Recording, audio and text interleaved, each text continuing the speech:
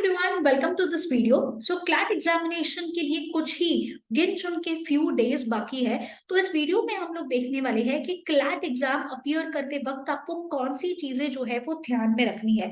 अब उसके पहले आपको क्या क्या इंस्ट्रक्शंस फॉलो करने हैं, उसके लिए मैंने एक अलग से वीडियो बनाया है डिस्क्रिप्शन में कि क्या क्या चीजें आपको कैरी करनी है और कौन सी चीजें आपको पहले से ही प्रिपेयर करके रखनी है। एक क्विक अपडेट ले लेते हैं। सबसे पहले आपको जो है आपका एडमिट कार्ड कैरी करना है।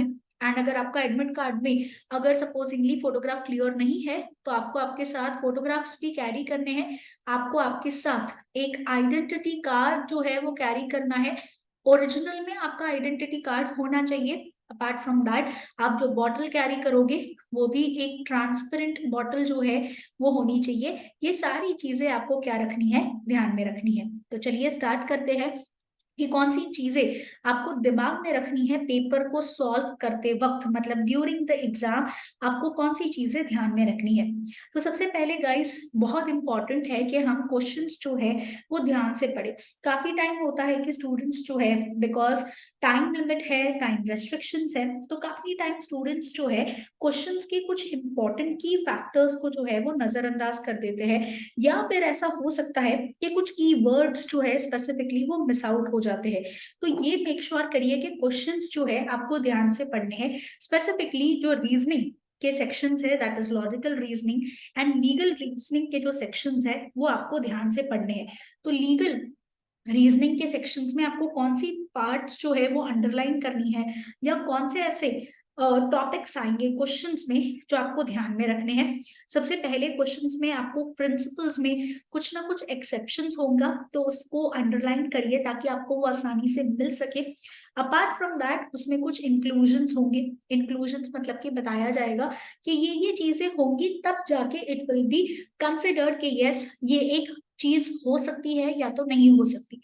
टेक एन एग्जाम्पल, एक वैलिड कॉन्ट्रैक्ट होने के लिए क्या होना चाहिए, फ्री कंसेंट होना चाहिए, कंसिडरेशन होना चाहिए। तो ये सब क्या हो जाएगा यहाँ पे, इंक्लूजन। अब ये फ्री कंसेंट जो है यहाँ पे क्या एक्सेप्शन उसका क्या होता है कि किसी भी तरीके का फ्रॉड नहीं होना चाहिए, किसी भी तरीके का मिसरिप्रेजेंटेशन जो है नहीं होना चाहिए, कोर्जन नहीं होना चाहिए। ये सारे क्या बन जाएंगे, एक्सेप्शंस बन जाएंगे फ्री कंसेंट के। ये मार्क करना है हमें। उसके अलावा कुछ कंडीशंस अगर दी गई है कि अगर ये कंडीशंस फुलफिल हुई तभी जाके आगे सी चीजें जो है वो बढ़ सकती है। तो ये पार्ट आपको मार्क करना है। ठीक है, एग्जाम्पल आपको बताया गया है कि इन्हीं दो कंडीशंस में जो है स्पेसिफिकली ये इंक्लूड किया जाएगा। अदरवाइज जो है यहाँ पे ये नॉर्मली ही सारी चीजें जो है वो चलेंगी। तो ये कंडीशंस जो है उसे भी अंडरलाइन कर लीजिए ताकि आपके लिए आसान हो जाएगा। अपार्ट फ्रॉम दैट एप्लीकेबिलिटी जो है वो भी इंपॉर्टेंट है। अगर आपको कोई एक्ट दिया गया है, सेक्शन दिया गया है और उसी में अगर सपोजिंगली कोर्ट का ज्यूरिसडिक्शन आपको दिया गया है, टेक एन एग्जांपल, आपका जो आरसी है अगर वो स्टार्ट होता है कि रिसेंटली बॉम्बे हाई कोर्ट ने जो है यहाँ पे एक जजमेंट दिया, जिस जजमेंट के हिसाब से ये डिसाइड किया गया कि रेप जो है it is a very heinous crime and उसके लिए डेथ पनिशमेंट मिलनी चाहिए। Just an example. अब यहाँ पे बॉम्बे हाई कोर्ट का जो ज्यूरिसडिक्शन है वो क्या हो जाता है गाइस, एक तो फुल स्टेट ऑफ महाराष्ट्र आ जाएगा, स्टेट ऑफ गोवा आ जाएगा, plus union territories of Daman and Diu, plus Dadra and Nagar Haveli जो है वो आ जाएगा। ठीक है, ये जुरिस्डिक्शन है। अगर सपोजिंगली कोई इंसिडेंट गुजरात में कहीं पे अहमदाबाद में होता है तो क्या हम ये सेम चीज अप्लाई कर पाएंगे क्या यहाँ पे, नहीं, बिकॉज बॉम्बे हाई कोर्ट का जुरिस्डिक्शन सिर्फ और सिर्फ यहीं पे था। तो एक आध क्वेश्चन में पूछ सकते हैं कि यही सेम चीज गुजरात में हुई, राजस्थान में हुई या इंडिया के कोई और हिस्से में हुई, तो बताइए कि उसमें क्या सिचुएशन में आप ये आंसर पे रीच करेंगे। तो इसीलिए जुरिस्डिक्शन को भी मार्क करना हमारे लिए क्या हो जाएगा, इंपॉर्टेंट हो जाएगा। एंड क्वेश्चंस में ना look for the words like not, और इज, ओनली करेक्ट आंसर, हो सकता है इज एन एक्सेप्शन ऐसा वर्ड दिया जाए, या इज करेक्ट, इज इनकरेक्ट, ऐसे वर्ड्स जो है आपको दिए जाएंगे, तो इसे आइडेंटिफाई करिए ताकि आपके लिए आसान हो जाए और क्वेश्चंस जो है आप अच्छे से जो है रीड करके समझ पाएंगे कि क्या दिया गया है। ये बहुत ज्यादा इंपॉर्टेंट हो जाएगा बिकॉज ट्रिकी क्वेश्चंस जो है वो इसी प्रकार से पूछे जाते हैं एग्जाम में। अब अगर मैं बात करूं लॉजिकल रीजनिंग सेक्शन की, बिकॉज ये दोनों रीजनिंग के सेक्शन है जिसमें सबसे ज्यादा बच्चे क्वेश्चन पढ़ते वक्त गलतियां करते हैं। तो रीजनिंग के सेक्शन में सबसे पहले आइडेंटिफाई करिए आप कि कंक्लूजन जो है वो क्या है एंड अजम्पशंस जो है वो किस बारे में बात कर रहे हैं, इसे आइडेंटिफाई करना बहुत ज्यादा जरूरी होगा। एंड आर्ग्यूमेंट्स जो है वो इसी के ऊपर बेस्ड होंगे। तो इसीलिए कंक्लूजन और अजम्पशन जैसे ही आपने आइडेंटिफाई कर लिए, आपको जो है अंडरस्टैंड करना इजी हो जाएगा। उसके बाद समझिए कि थीम क्या है पैसेज का, टोन क्या है पैसेज का, क्या बोलना चाह रहा है पैसेज का। ये इसमें थोड़ा सा फास्ट रहिए ताकि आप अपनी कंक्लूजन पे फटाफट पहुंच सकते हो। जैसे ये दोनों चीजें आइडेंटिफाई हो गई, आपका आधा काम तो यहीं पे हो जाता है, आपने पैसेज को क्या कर लिया है, डिकोड कर लिया है। अब जैसे ही आपको समझ में आ गया कि पैसेज किस पर्टिकुलर व्यू के बारे में बात कर रहा है या कौन से अलग अलग व्यूज जो है स्पेसिफिकली पैसेज में बात कर रहे हैं, तो उसका कॉन्ट्राडिक्शन क्या होगा ये समझना आपके लिए आसान हो जाएगा।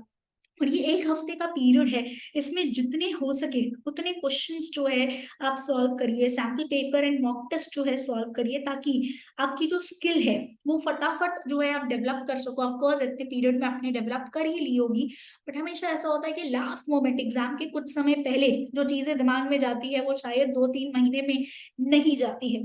तो ये चीज पे ज्यादा फोकस करिए, मेक श्योर करिए कि आप क्वेश्चंस जो है वो रीड कर रहे हो प्रॉपरली, प्लस क्वेश्चंस को प्रॉपरली अंडरस्टैंड भी कर रहे हो। ये बहुत बहुत ज्यादा इंपॉर्टेंट है। काफी बार बच्चे सब क्वेश्चन रीड कर लेते हैं, कुछ पार्ट समझ में नहीं आता है और सीधा आंसर पे कंक्लूजन पे पहुंच जाते हैं, which is very very wrong. Understand कि what the passage is trying to say, this is very very important. जिस मोमेंट पे हमें ये समझ गया, हम वही चीज जो है नीचे दिए गए क्वेश्चन पे क्या कर पाएंगे, अप्लाई जो है वो कर पाएंगे। क्वेश्चन मेकर्स बेसिकली टेस्ट कर रहे हैं कि आप कितने ज्यादा अडेप्टिव हो और कितने ज्यादा जो है आपको फटाफट चीजें ग्रैप्स होती है और आप उसे अप्लाई कर पाते हो दिए गए फैक्ट्स एंड सिचुएशंस के ऊपर। ठीक है, नेक्स्ट इंपॉर्टेंट चीज है, आपको पता होना चाहिए कि नेक्स्ट क्वेश्चन पे कब आपको मूव ऑन करना है। Don't take it personally, please अपने ईगो पे मत ले लेना कि अगर सपोजिंगली मेरा एक पर्टिकुलर सेक्शन फेवरेट है, मान के चलिए कि लीगल सेक्शन आपका फेवरेट है, लॉजिकल फेवरेट है, एंड अगर वो क्वेश्चन जो है उसमें से अगर आपको नहीं आ रहा है कोई क्वेश्चन, तो उसे और ज्यादा सॉल्व करने की कोशिश मत करिए। हो सकता है कि आपको क्वेश्चन जो है वो पूछा जाए जो आपने पहले से सॉल्व किया है, बट आपको इस वक्त एग्जाम के दौरान जो है करेक्ट आंसर नहीं मिल रहा है। तो don't take it on your self respect कि यार ऐसे कैसे, मैंने तो ये पहले भी सॉल्व किया हुआ है, मुझे ये आना चाहिए था, क्या हो सकता है। आप उस पर ज्यादा टाइम वेस्ट मत करिए, बिकॉज आपको टाइम लिमिट है, 120 मिनट ही आपके पास केवल है। तो इस टाइम को हमें यूज करके जो है क्वेश्चंस अटेम्प्ट करने हैं। We have to make sure कि हम कोई भी क्वेश्चन जो है वो अनरेड ना छोड़ दे। ऐसा नहीं होना चाहिए कि हमने कोई भी क्वेश्चन अनरेड छोड़ दिया, फिर एग्जाम खत्म होने के बाद जैसे ही हमने वो क्वेश्चन देखा हमें लगा शिट यार ये तो मुझे आता था, अगर मैंने ये पढ़ा होता तो मैं ये मार्क कर सकता था या कर सकती थी। तो ये गलती बिल्कुल भी मत करिए। इस 120 मिनट में हमें यही कोशिश करनी है कि हम जो है फटाफट सारे क्वेश्चंस जो है वो कवर करते जाएं। इसके लिए पहले 100% क्वेश्चंस जो है आप सॉल्व कर लीजिए, मतलब आप जिसमें फुल कॉन्फिडेंट हो कि हाँ ये मुझे आता है करके इसे सॉल्व कर लीजिए।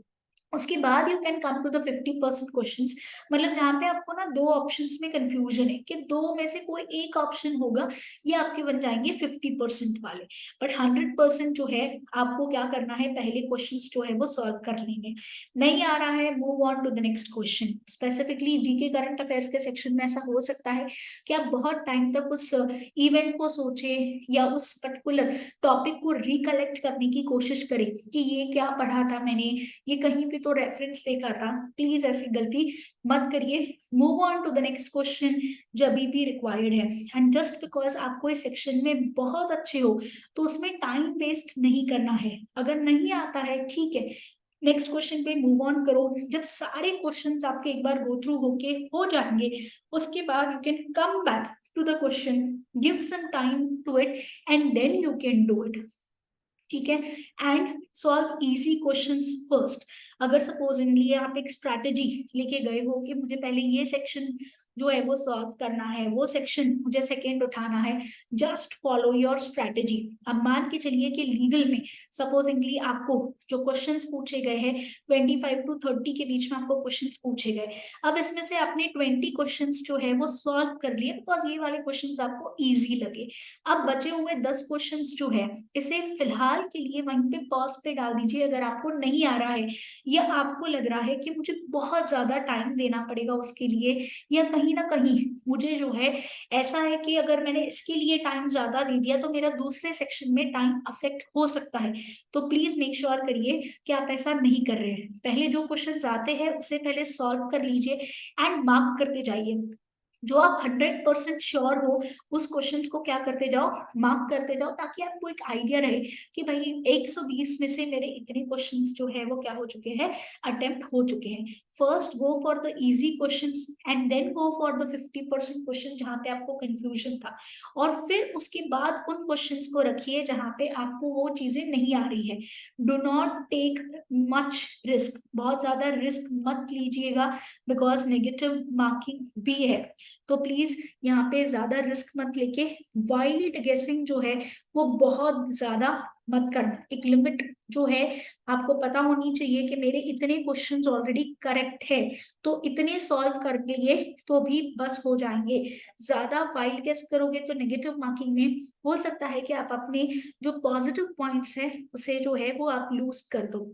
एंड एक स्ट्रैटेजी फॉलो करिए कि ऑप्शंस जो है उसे एलिमिनेट कर दीजिए। अगर आपको लग रहा है कि पक्का ये दोनों क्वेश्चन नहीं है, उस ऑप्शंस के पास क्या कर दीजिए कि वहां पे क्रॉस कर दीजिए। मान के चलो मुझे पता है कि सी और डी तो पक्का नहीं है, मुझे कंफ्यूजन ए और बी है, तो ये दोनों ऑप्शन को वहीं पे क्रॉस कर लो, ताकि जब आप थोड़े टाइम के बाद वापस से उस क्वेश्चन पे आओ तो आपको ज्यादा कंफ्यूजन जो है वो ना हो।